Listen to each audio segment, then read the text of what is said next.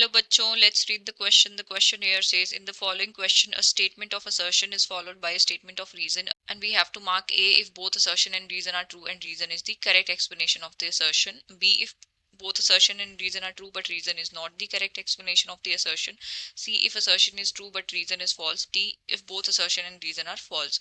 Assertion given है, the genetic component of an organism is called genotype. Reason being genotype is the type of hereditary properties of an organism. So for this question, our key concept would be regarding the genotype. So genotype क्या होता है? Genotype होता है genetic makeup of an organism. So it is the genetic constituent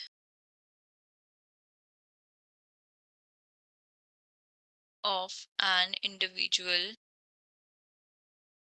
with respect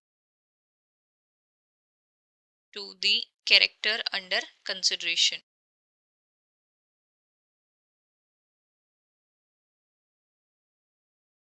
So इससे हमारा मतलब है कि जीनोटाइप जो है that ultimately decides the phenotype of an organism. Means हम कोई भी ट्रेट या कैरेक्टर को अंडर कंसिडरेशन लेते हैं और उसका जो जेनेटिक कॉन्स्टिट्यूएंट होता है, जो जेनेटिक मेकअप होता है, वो डिसाइड करता है कि क्या ट्रेट फॉर्म होगा या क्या फिनोटाइप फॉर्म होगा. फिनोटाइप होता है कि एक्सटर्नल ऑब्जर्वेबल अपीयरेंस कैसी होगी उस ट्रेट की.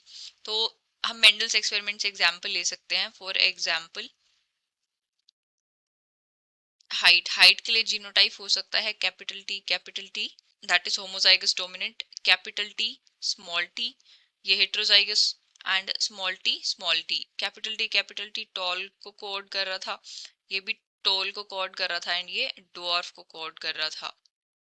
तो यहाँ पे कैपिटल टी स्मॉल टी ये क्या है?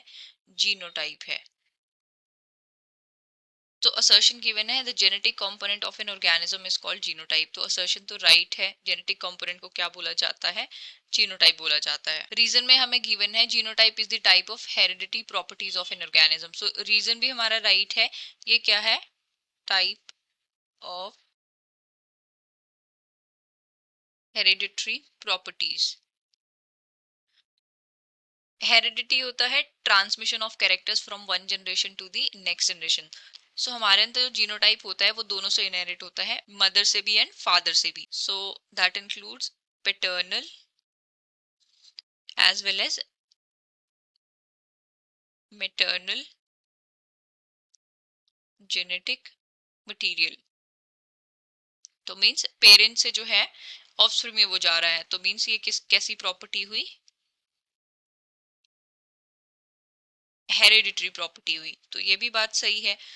तो हमारा असर्शन और रीजन दोनों ही राइट है एंड रीजन जो है करेक्ट एक्सप्लेनेशन भी है असर्शन की. तो हमारा फाइनल आंसर हो जाएगा that is option A. So correct answer for the question is option A. I hope you have understood it well. Best of luck and thank you.